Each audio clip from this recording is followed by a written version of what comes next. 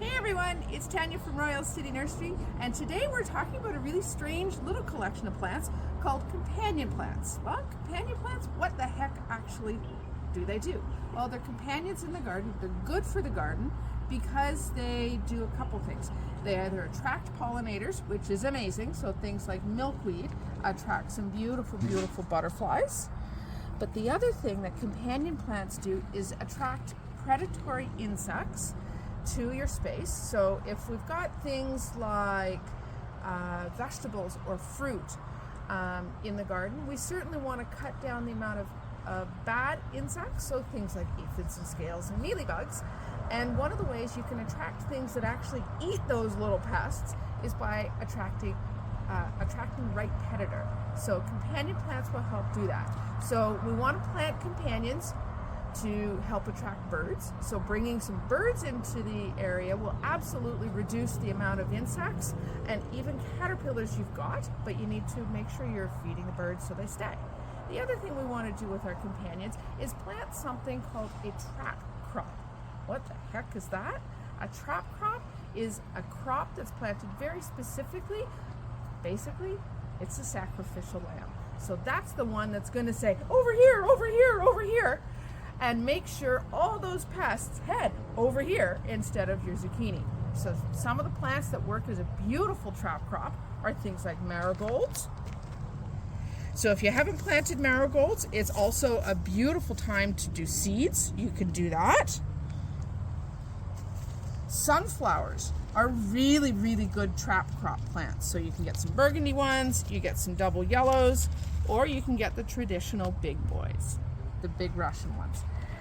And those are awesome. And when we're talking about trap crops, we're talking about crops that specifically attract some of the not so good insects. So again, you're setting up a sacrificial lamb, but those trap crops also have the benefit of attracting the good insects. So things like ladybugs and praying mantis. And we want to bring those into the garden because that's what's going to also feed on some of your aphids. So some of the other great pollinator plants and companion plants and trap crops include things like lavender. I can smell it from here.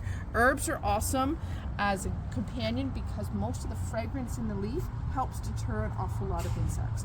And when you've got a leaf that's kind of fuzzy, most insects don't like feeding on it. Really, for us, it's kind of like eating a peach.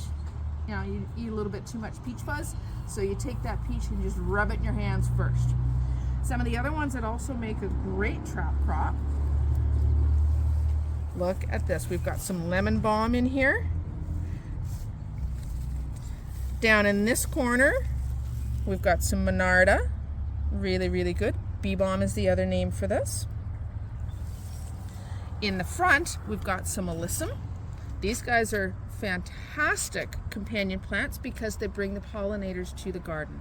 So these bring in a couple of different varieties of wasps and a couple of different varieties of hoverflies. And again, amazing pollinators.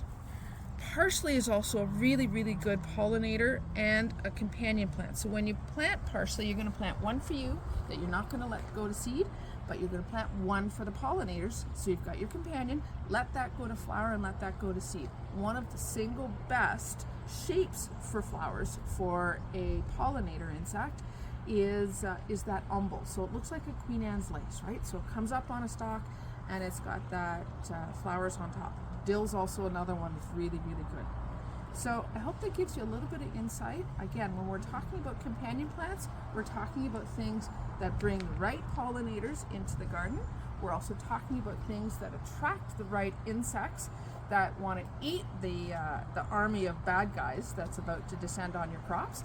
And we're also talking about crops that again go over here, over here, over here. So a little bit of those sacrificial lambs. So I hope that helps. We'll talk soon. Bye-bye.